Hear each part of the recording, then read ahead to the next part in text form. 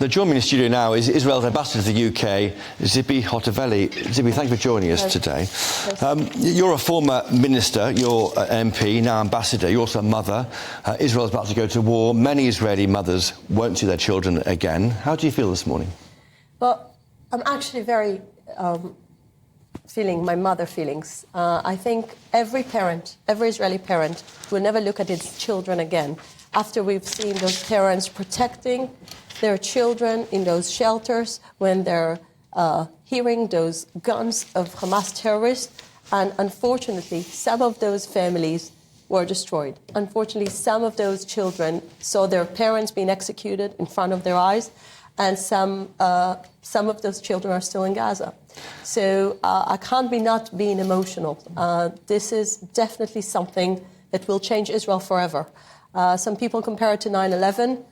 I would say, in proportion, when you take the numbers, it's bigger because Israel is such a small population, and 1,300 Israelis that found their death in a massacre. October 7th massacre will be always remembered. But my message to you, as British audience watching that, those people marching in London, supporting those horrors of Hamas, are supporting pure evil.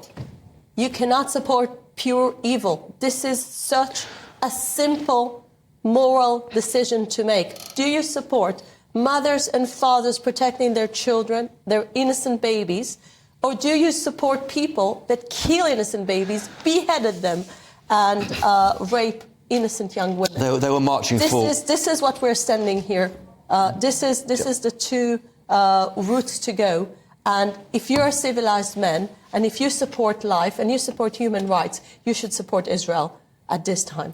And by and large, the crowds yesterday, there were big numbers. They were marching for Palestinians, not in support of Hamas. There's a difference there, isn't there? So I would say, first of all, the timing, the fact that you're coming after this massacre, you should wave Israeli flags in the streets of London. This is the first thing. But the second thing, if you support the Palestinians, go and protest against Hamas, because as James Cleverly, your foreign secretary, said today, any civilian that got killed, either Israeli or Palestinian, it's Hamas' fault. Hamas is the one who's preventing at the moment from all the people that we are trying to keep them safe. They're preventing them to go to a safe shelter when Israel is providing a safe route to the Palestinian people to go down south. So I can tell you this is something that it cannot be justified. The fact they're preventing their own people to be safe, the fact they want their people to be killed in order to show to the world Israel is killing civilians while we are targeting only military targets. Do you want to see a march in the UK for Israel? Absolutely. I mean, we've seen last week when, all your streets were colored blue and white. Whitehall still has all Israeli flags on your buildings. And this is the time where we've seen 2,000 people marching for Israel and standing for Israel, but I want to see the streets. Not everywhere. The arch above Wembley Stadium was not lit up in Israeli colours. How does that make you feel? I think, again, the moral decision is so simple. I mean, I think Britain had its great moment fighting the Nazi regime. The atrocities we've seen on Saturday are very much similar to ISIS tactics, but also reminded many Jews the atrocities Jews experienced during the Holocaust. So those kind of things have a very, very simple answer. If you want to support good, or you want to support pure evil, do you want to support those horrible, barbaric murderers? You shouldn't. I think everyone should feel identifying with Israel, and also the West is under barbaric attack. We've been in the past. We saw the fight of the West with ISIS. And when people are asking me how much it takes to win this war, I will say when the Americans fought in Mosul, in Iraq, there were over 100,000 civilians that got caught in a crossfire and got killed. And I'm not justifying that, but I'm saying this is part of the free world fighting against those barbaric terrorism. And we need to make sure that, first of all, we're trying to make innocent Palestinians safe. And the second thing is Israel is fighting now the most cruel and barbaric terror organization. And this is the time for people to call Hamas. Don't prevent from your people to go and find a shelter, because the Israelis allow, and you are the one who getting them killed. What's your advice to Jews in Britain today? Should they be hiding symbols of their faith, the Star of David, for example? Well, this is the job of the Met Police to instruct Jews in London, but I call to all my Jewish brothers and sisters that stand now in strong solidarity to Israel. We will win this war. We will win this war, and I know the UK government is protecting you. I know that all the organizations, the CST in this community is strong, and I know that we will together celebrate winning this war over this pure cruelty. You've got schools that can't open. I must say I'm planning to... Will they open this week? I'm planning to see all Jewish schools open, and I know that there is enough protection for the Jewish schools, so I'm sure all Jewish kids will get back to their normal... Have you personally experienced anti-Semitism in this country? Let me tell you something. This is not the time to discuss the broad anti-Semitism. This is the time to remember what Israel has been through in the last week. We are still burying our deads. We are still mourning for the fact 1,300 people, most of them young families, most of them babies and children. Those footages of young children hugging each other burned to death by Hamas. Those horrible videos of the massacre and the torture that those people went through. Those are the things we're showing to the world, the real face of Hamas. What is the enemy we are facing? It's monsters. Those are monsters, and monsters should be treated in a way that Hamas will never have the control on the Gaza Strip again after Israel finishes the war. You're a diplomat too. I mean, do you worry, though, that, I mean, it is shocking what happened last weekend in Israel, of course, but if troops go into Gaza in coming days and similar loss of life happens in Gaza, you may lose sympathy.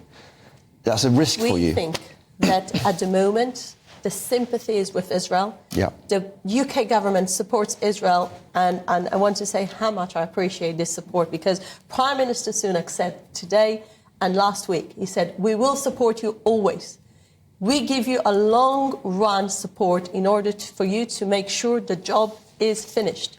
And we cannot do just half the job. You need to listen to this. The main thing now that stands in the head of the Prime Minister and all the people on the ground, including my brothers, are in the front line. The main thing at the moment is the fact that our communities must be protected, that our children will never be in a threat, that terrorists will walk into their bedroom and will kill them when they're asleep and when they're hiding. We cannot afford this type of horror in our streets. And we need to make sure that this threat will permanently be removed. And can violence do that? There must be a political solution to this somehow, mustn't there? Well, there is political solution when the other side is motivated by some type of vision. Hamas vision, and you need to read Hamas charter in order to understand that, is no Jew will live in the land of Israel, that the whole place will be like Islamic State. This is the vision of Hamas. So they want to do ethnic cleansing, and you could see their intentions. If they could, they would have butchered every single Jew in every single city. So this is their intentions, and this is the ideology we're facing. This is ISIS type of ideology. They're not interested in any political solution, and this is why we need to fight. We started out, you said you're a mother. What's your message to mothers in Gaza facing what could be a very, very difficult few days? I'm calling to the mothers of Gaza. Protest against Hamas. Go take your children, because Israel is calling you to be safe, and stand against this horrific terror organization that is celebrating the fact he's killing babies. If you're mothers that care, you cannot celebrate killing innocent babies.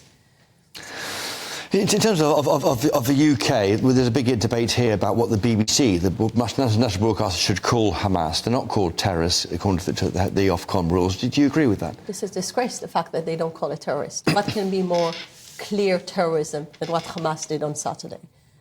This is a recognized terror organization here in the UK, in the US, and this should be the word to use. And I call everyone that is watching the BBC to demand that from the BBC, to call it by its name, because it's terrorism. The BBC would say that was taking sides.